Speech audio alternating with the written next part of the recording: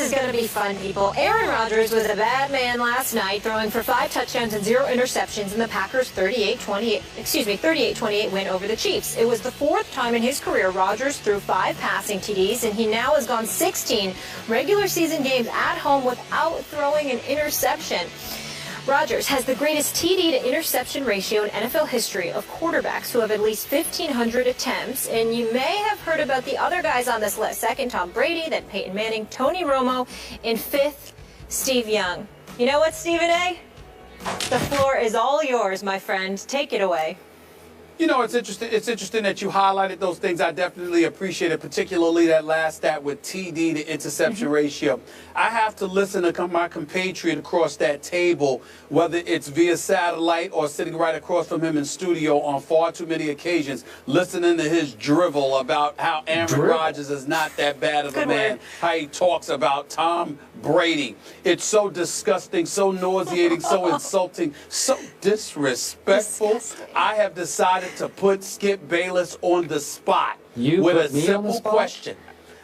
I believe that Aaron Rodgers will go down, when all is said and done, he will go down as the greatest quarterback in history. Talent-wise. In history? I believe talent-wise. Talent-wise. Certainly not yardage with Peyton Manning, the great fathers of the world, even Tom Brady, people like that. But talent-wise, I believe right now Aaron Rodgers is the best quarterback I have ever seen. With that in mind, Skip, I have a simple question for you.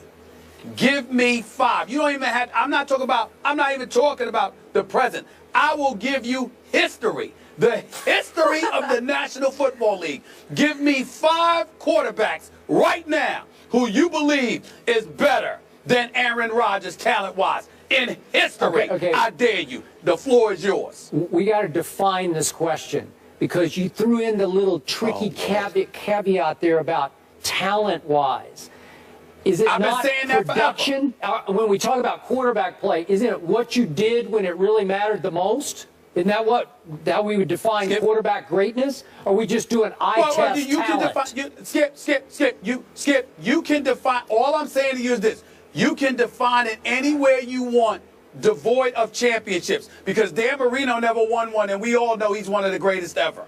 John Elway won 2, and the last 2 he won before he retired. That's when he had Terrell Davis. But we all know how great he was. Fran Tarkenton lost 4 Super Bowls. Jim Kelly lost 4 Super Bowls. But we know how great they were as quarterbacks. So we ain't talking championships, okay? Because that doesn't define your greatness as a quarterback, because this is a team sport. I'm asking you, omit that category. The floor is yours. Give me 5 quarterbacks in the history of football better than that man, Aaron Rodgers. Here we go. Okay, so I need to remind our viewers up front, just for the record, that the baddest man, says Stephen A., Aaron Rodgers, is 6-5 in the postseason. 6-5. That includes 4 straight wins as a wild card team to win his lone Super Bowl. And since that Super Bowl, long ago, he's 2-4 in the postseason. That's the guy we're trying to make this case for, okay? That's right. Let me pause before you get into that. Tom Brady went the last 10 years without a Super Bowl until Darrell Revis arrived last year. Games Keep going. To? Yeah, and Keep he got going. to the 2 Keep Super going. Bowls. Okay. Keep going. So right now, just to stay current, obviously I'll take Tom Brady any day of the week, especially on Sunday, over Aaron Rodgers, because Tom Brady is 21-8 in the postseason, and he has Bill Belichick. 4 rings, 4 Super Bowl rings, and Bill Belichick should drop down on his knees and thank God every night that Tom Brady fell into his lap in 2001. Next on my list is obviously the greatest quarterback ever right now, Joe Montana. That's probably going to be eclipsed by the great Tom Brady. But Joe Montana has 4 Super Bowl rings with a 16-7 postseason record. And if you want to talk about tap dancing in the pocket, you want to talk about beautiful ballet feet, this man had them, Joe Montana, and had a whip of an arm right there with Aaron Rodgers, to me, to my eye test sight. Now, number 3 on my list is the great John Elway, who has 2 Super Bowl rings and a 14-7 postseason record. And you don't remember this because it was before your time. John Elway could flat out fly out of the pocket. He was a sensational early career athlete who learned that it's probably best to stay in the pocket, and later in his career to hand off to your guy TD, right? Terrell Davis, because that's how you win Super Bowls, and he won 2 that probably could have been 3 if he'd come back for 1 more year. But I'll take him over Aaron Rodgers. And then number 4 on my list is a guy who could run rings around Aaron Rodgers, those great feet of his. Roger Staubach. As clutch a quarterback as I've ever seen. If I have one game for my life, I want Roger Staubach to start that game. They called him Roger Dodger because he could just escape and run and take off and sprint down the field. He had RG3 in him early in his career until he learned you probably can't survive that way in the NFL. Roger Staubach has 2 rings and an 11-6 playoff record. So now that's 4. And then the 5th guy on my list is this guy that you always disparage on this show named Brett Favre. Do you remember him early in his career? What a stud athlete he was. Could he not make people miss in the pocket? Could he not run down the football field in ways that Aaron Rodgers never thought about running? Brett Favre had the strongest arm in pro football early on. Brett Favre won 3 straight MVPs. Brett Favre did win only 1 Super Bowl, but at least he's 13-11 in the playoffs, which I think is a little better than 6-5 that Aaron Rodgers has right now. Maybe someday Aaron will get to 13-11 because that's the track he's on. But I'll just throw in Brett Favre because you're talking about talent, pure talent. Nobody had a cannon like Brett Favre's for the first 6 or 8 years of his career. So I just gave you 5 off the top of my head. I didn't even throw Marino in there. But if you just want to do eye test, just pure arm talent, nobody had more arm talent than Dan Marino did, including Aaron Rodgers. So I don't even know what you're talking about. I'm embarrassed we're doing this question. Thank you very much. Well, you should be embarrassed. You should be embarrassed, but not over the question. You should be embarrassed by your ridiculous, asinine comments that you just made, so disrespectful towards the greatness of Aaron Rodgers. Let's go down the list, Skip Bayless. Let's keep in mind that coming into this season, his career stats, Skip, his career passer rating of 106 is number 1. That's number 1. You look at his completion percentage. Yes, it is. Oh, well, I do. I'm sorry, you don't get to speak for me. Zip it. You had your moment. Zip it. I'm talking. Chicka. That's right. Point number 2, completion percentage. Career, 65.8%. Wow. The touchdown rate is 6.5%. Wow. His interception rate at 1.6%, Skip Bayless. I mean, you talk yards per attempt. Number 3 all time at 8.2. Now, let's look at this. Let's go down your list. Because we ain't going to even bring up Tom Brady because we know you and I ain't going to agree there, okay? We ain't going to agree there at all. So That's fine. Let's go down your list. Okay. He doesn't count. No, I'm saying we disagree because what I'm saying to you is this. Tom Brady's been around longer. He's been starting longer. He's been in the same system. The level of continuity that he has had with Bill Belichick, the way Bill Belichick seems to continuously get no names and make them look great on both sides of the football, I think is a testament to his greatness as a coach. Julian Edelman, a 7th-round former quarterback? That is exactly why you and I disagree right there. That's why I say I ain't going to get it to him, because I said on both sides of the ball, Bill Belichick is the man. You can sit there and say what you want, but you're going to sit there and give Brady all the credit. That's fine. We've argued about that enough. Let's get something fresh.